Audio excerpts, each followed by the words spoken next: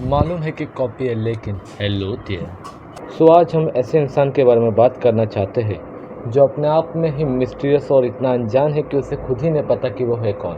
परसाना actually में कौन है?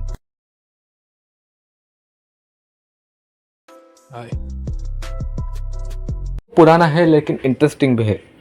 आखिर ये तीर्थ परसाना है कौन, ये उसे खुद भी नहीं पता। ये कभी खुद को इन्फ्लुएंसर कहता है, कभी गेमर कहता है, तो कभी reeler. promise I ain't gonna hold out neither. मैंने चालू किया व्लॉगिंग से when I was 14 years old. फिर मैंने मीम्स बनाना चालू किया, फिर मैंने म्यूजिक बनाना चालू किया एंड दिस बुक मेरा लेटेस्ट कांड है. You can call me author, you can call me a rapper, you can call me a memer, you can also call me a vlogger and I was born in India. इसका तो ये भी मानना है कि ये फेमस इल्यूमिनाटी का एक मेंबर है. यस, तो इस लड़के का मानना था कि इसे फेमस इल्यूमिनाटी ने इनवाइट किया था और साथ ही साथ बस इनवाइट नहीं किया था तो अपने सारे सीक्रेट उससे बताए थे. वही इल्यूमिनाटी जो वर्ल्ड डोमिनेशन पे फोकस करती है और इसे लगता है कि इल्यूमिनाटी इसे इनवाइट करेगी. वही इल्यूमिनाटी जो वर्ल्ड की सबसे बड़ी और सीक्रेट ऑर्गेनाइजेशन है, वो किसी फेमस और इन्फ्लुएंशियल आदमी को छोड़ के ऐसे लड़के को बुलाएगी जिसे आधे से ज़्यादा लोग जानते भी नहीं, या फिर जिसका जिक्र अभी अभी बस उसके बुक की वजह से हुआ है. अभी ये तो हुई उसकी सीक्रेट होने की बात. अगर मैं इसके पर्सनल आइडेंटिटी पे भी जाऊँ तो ये भी बहुत ही कंफ्यूजिंग है. ज़्यादा दूर भी नहीं, अगर इसके सोशल मीडिया हैंडल को भी देखें तो ये आखिर में है कौन ये खुद उसे भी नहीं पता, क्योंकि ये कभी कभी खुद को इतना डोमिनेट दिखाता है कि इससे बढ़कर कोई नहीं. कभी कभी खुद को सक्सेसफुल दिखाता है तो कभी कभी अकेला इंसान, ऐसा हारा हुआ इंसान जिसके साथ कोई नहीं, ना फ्रेंड्स ना कुछ. तो कभी कभी ये ऐसे रूप में आ जाता है तो इसके पास बहुत सारा पैसा, बहुत सारी लड़कियां और दौलत पड़ी है. देखा जाए तो ये अपने आप में ही डोपलगैंगर है जो अपने सोशल मीडिया पे ऐसे प्रेजेंट करता है इससे बढ़कर, इससे सक्सेसफुल, इससे ज़्यादा पैसे वाला कोई नहीं. लेकिन अगर किसी पॉडकास्ट पे जाए तो ऐसे दिखाता है कि यही है जिसने सब सहन किया है, यही है जो हारा इंसान है और यही है जो दुनिया के लिए सब कुछ कर रहा है, पर बदले में इससे कुछ नहीं मिल रहा. द मोस्ट सेक्रीफाइस इसने ही किए है और इससे ज़्यादा सेक्रीफाइस कोई कर भी नहीं सकता. नहीं पता कि खुद को कैसे दिखाए, या अपने आप को सक्सेसफुल दिखाए जो अपने चॉइसेस पे जीता है, या फिर लोनली इंसान जिससे कोई नहीं देखता, कोई नहीं समझता और यही है जो सब सेक्रीफाइस कर रहा है.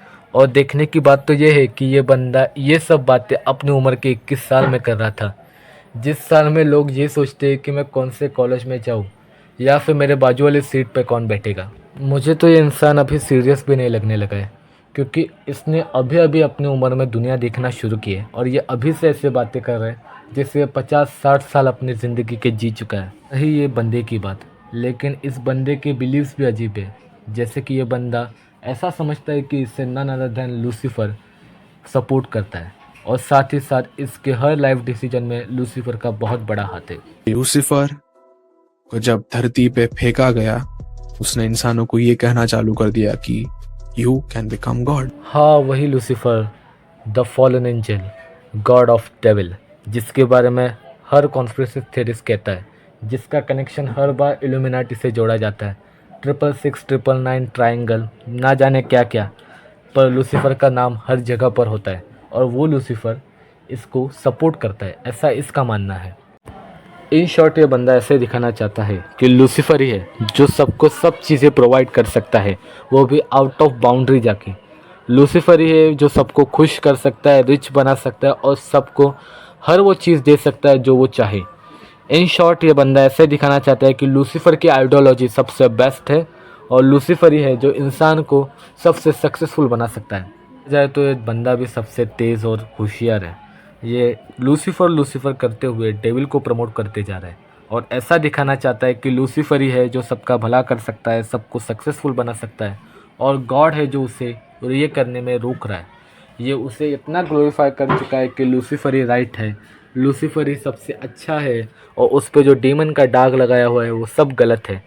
इस चक्कर में लूसीफर को इनोसेंट करने के चक्कर में ये इतना पागल हो गया कि साले ने एक बुक भी लिख दी और इसमें जो आइडियोलॉजी है वो सारे गॉड से रिलेटेड है और टाइटल लिखा है लूसीफर वॉज इनोसेंट. लिटरली देखा जाए तो ये आदमी ऐसी चीज़ को ग्लोरीफाई करने की कोशिश कर रहा है जो शायद इस दुनिया में एग्जिस्ट भी करती ना हो। ये बस किसी के मन का ख्वाब हो, वहम हो या फिर कोई बिलीफ, लेकिन ये एग्जिस्ट करती है कि नहीं इसका अभी तक कोई प्रूफ मिला नहीं है। देखा जाए तो इस बंदे ने एक बुक पब्लिश की है जिसका नाम अपने आप में ही यूनिक है, Lucifer was innocent. In short ये बुक ऐसी आइडियोलॉजी को एस्टेब्लिश कर रही है कि लूसीफर वॉज द बेस्ट और लूसीफर ही है जो सबसे अच्छा, सबसे बढ़कर है। लेकिन अगर इस बुक के कुछ पन्ने पलटे जाए तो उसमें सारे वही श्लोक, वेद या फिर लाइंस लिखे जो कि बहुत सारी होली बुक में मेंशन्ड है। तो हम क्या समझे, लूसीफर वॉज इनोसेंट या फिर बस एक कोई मार्केटिंग स्ट्रेटजी अपने बुक को पब्लिश करके बेचने की। एंड स्वीट में देखा जाए तो ये सारा इसने जो पर्सनैलिटी इस्टेब्लिश की है कि मैं ये हूँ, मैं वो हूँ, मुझे इल्यूमिनेटी ने इनवाइट किया था, मेरा डायरेक्ट कनेक्शन लूसीफर से, ये बस एक मार्केटिंग स्ट्रैटेजी थी अपने बुक को पब्लिश करने की एंड ओवरऑल अपने बुक को इनडायरेक्टली फेमस करने की। मेरा बस यही कहना है कि अगर सच में तुम्हारी इतनी बड़ी पहचान है, लूसीफर खुद तुम्हें गाइड कर रहा है, तो अपनी किताब पब्लिश करने के चक्कर में इतने हाथ पैर क्यों मार रहे हो? क्यों ना वो सारे सो कॉल्ड राज तुम अपने पास रखो और अपने आप में अप्लाई करके खुद को सक्सेसफुल और रिच बनाओ। क्यों अभी यूट्यूब और सोशल मीडिया पे पॉडकास्ट करते बैठा है? अब तक तो तुम्हारे पास पैसा भी होना चाहिए था ना। इसका एक ड्रामा था जिससे वो अपने बुक की सेलिंग बढ़ा पाए और साथ ही साथ ऐसे दिखा पाए कि ये बुक है जो लोगों को सक्सेसफुल और पैसे वाला बना सकती है। कुछ भी कहो, इस बंदे की मार्केटिंग स्ट्रेटजी तो सच में अच्छी थी। ये बंदा कैसा भी हो लेकिन स्ट्रेटजी में सबसे ऊपर है।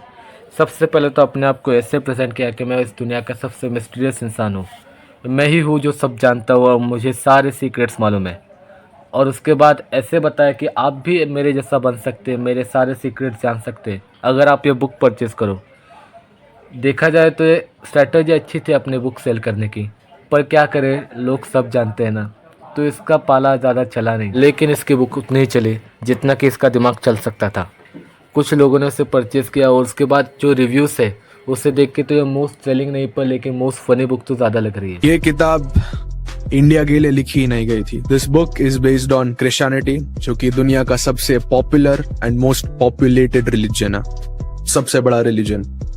ये बुक वेस्ट के लिए लिखी गई थी, बट पता नहीं क्यों आफ्टर लॉन्चिंग दिस बुक 17 दिन के अंदर this book beat Harry Potter to become India's number 1 best selling book. तक इसकी बात कामयाब भी हुई।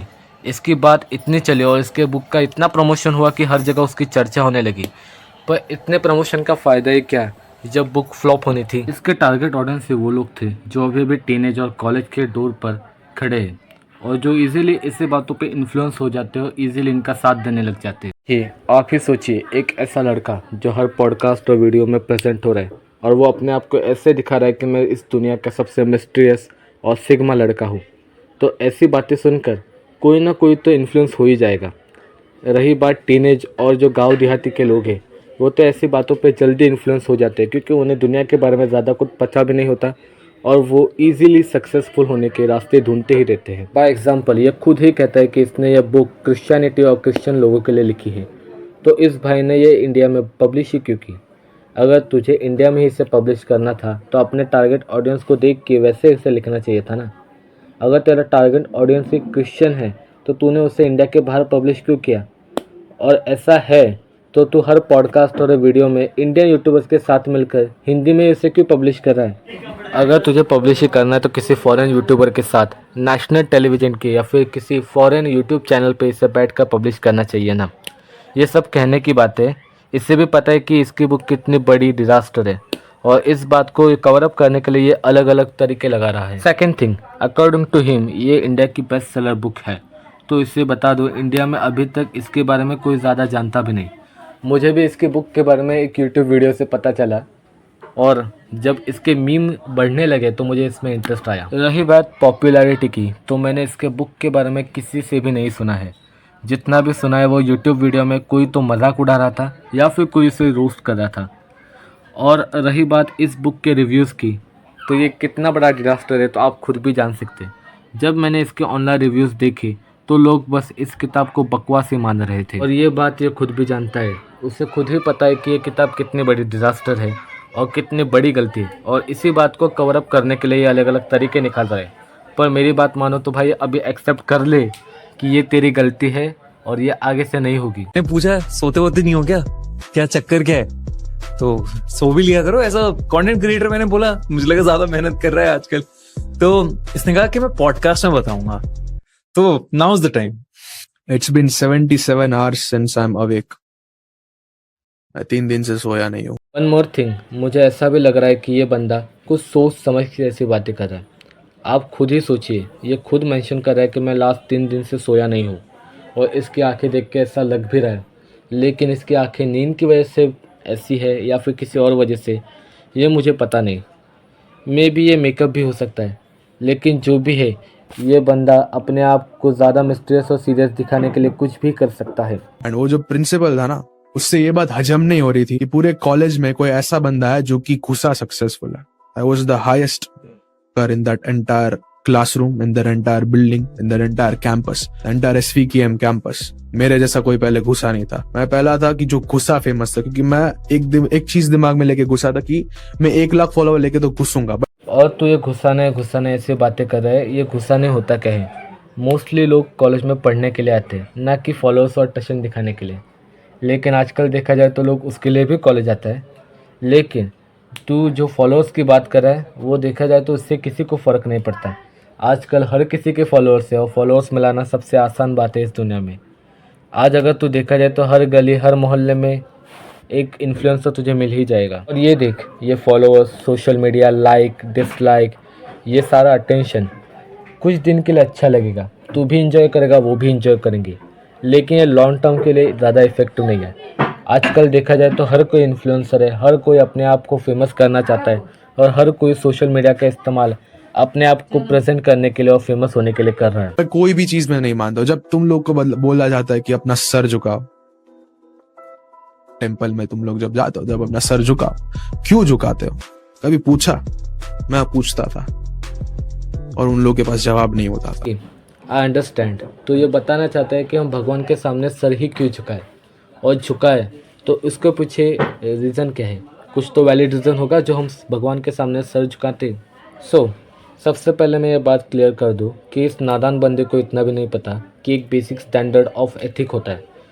नॉर्मली जो आदमी हर किसी को, या फिर किसी आदमी या किसी पर्टिकुलर चीज़ या फिर भगवान जिसे वो एडोर करता है या इसकी बड़ी इज्जत करता है, वो उसके सामने अपना सर झुकाता है। ये बात बड़ी ऑब्वियस है कि आदमी अगर किसी की रिस्पेक्ट करेगा तो उसके सामने सर झुकाएगा ही, as a sign of respect. इसलिए हर कोई भगवान या फिर किसी बड़े इंसान के सामने अपना सर झुकाता है।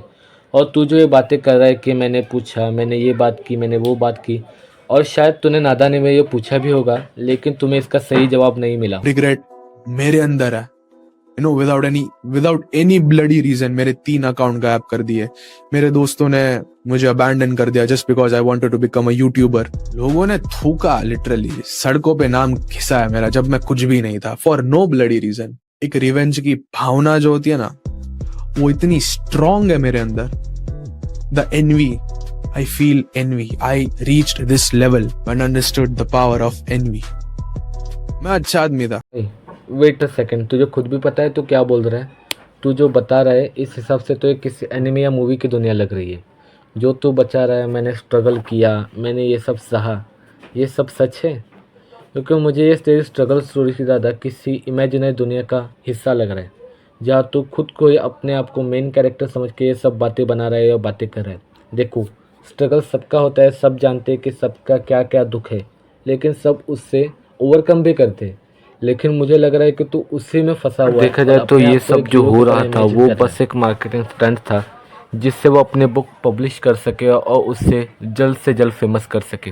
तो ऐसे ही कुछ नए टॉपिक के साथ हम मिलते रहेंगे, बस देखते जाओ।